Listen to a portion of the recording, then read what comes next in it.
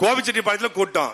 ஜெயலலிதாவுடைய ஆட்சி ஏற்கனவே 134 வழக்கு, 126 முறை சிறை. அப்போ இவன் செயல போட்டாலும் அடங்க மாட்டான், வழக்கு போட்டாலும் அடங்க மாட்டான். என்னதான் பண்றது? இவன் கூட்டத்துக்கு மக்கள் யாரும் போக கூடாதுன்னு அம்மையா ஜெயலலிதா தடைய போடுறாங்க. புது தடை இது. உடனே நீதிமன்றம் போறாரு.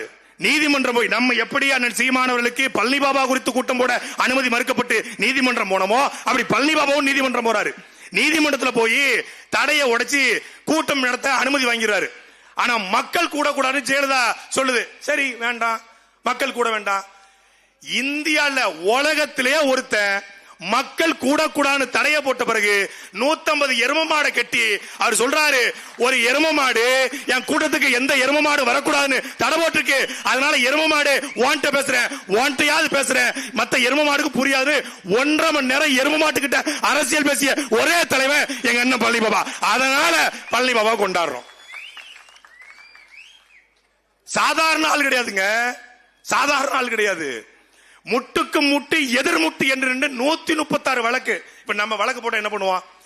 செந்தில் பாலாஜி மேல வழக்கு போட்டாங்க. இந்தியாவிலேயே அதிக சம்பளம் வாங்கக்கூடிய 1 ஹவருக்கு 25 லட்சம் ரூபாய் வாங்கக்கூடிய முகில் ரோஹித்தை வச்சு வழக்குல ஜாமீன்ல இந்த வழி வந்தாங்க.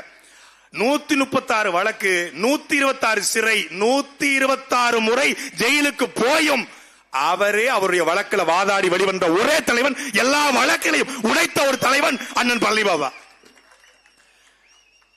வழக்கு போடுவாரு, நீதிமன்றத்தில் போனா குண்டக மண்டக பேசுவாரு. நீதிபதி அப்பா சாமி தயவு செய்து இந்த வழக்கை ரத்து பண்றேன், நீ போயிரு. அப்படித்தான் என்ன பண்ணாரு? ராஜீவ்காந்தி கொலையை பத்தி பேசுறாரு, அந்த சாவை பத்தி பேசுறாரு, ராஜீவ்காந்தி மரணத்தை பத்தி பேசுறாரு. சென்சிட்டிவான காலகட்டம். இன்னைக்கு ராஜீவ்காந்தியுடைய மரணம் குறித்து பேசுறதுக்கான ஒரு தளத்தை அண்ணன் சீமான் உருவாக்கி இருக்காங்க. ராஜீவ்காந்தி இனத்துக்கு என்ன செஞ்சாரு, நாங்க என்ன பண்ணோங்கிறத ஒரு தளத்தை உருவாக்கிட்டோம். ஆனா அன்னைக்கு 91 காலகட்டத்தில் ராஜீவ்காந்தி கொலை குறித்து பேச முடியாது. ஏன்னா 24 பேருக்கு தூக்கு தண்டனை, 126 அக்யூஸ்ட். தமிழ்நாடு முழுக்க தமிழ் தேசியம், ஈழ விடுதலை அப்படின்னு பேசினாலே வழக்கு செயலு தடா போட்டா.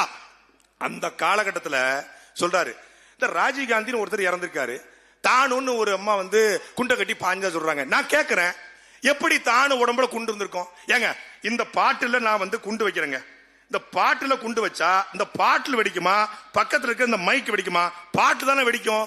ராஜீவ்காந்தி உடம்பு பீஸ் பீஸா கிடக்கு, தானு உடம்பு அப்படி இருக்குன்னா குண்டு கட்டுறது யாரு அப்படின்னு கேட்கிறாரு.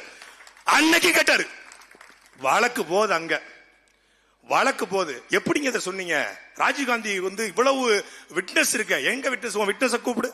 யாரு விட்னஸ்?